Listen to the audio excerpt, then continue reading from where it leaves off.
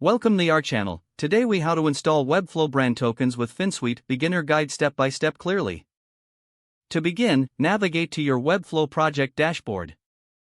Open the project where you want to install brand tokens. Next, visit the Finsweet website.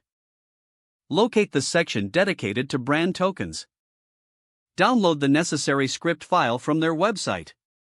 Return to your Webflow project. Now, go to the project settings.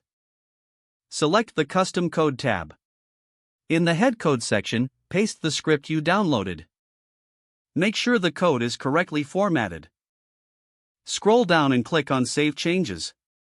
Next, open the designer view of your Webflow project. Select the page where you want to use the brand tokens. Open the Settings panel for that page. Locate the Brand Tokens option and enable it. Now, create your brand tokens in the designated area. Define each token by giving it a meaningful name. Assign a value to each token, such as a color or font. Once all tokens are set, click Save. Go back to Designer mode.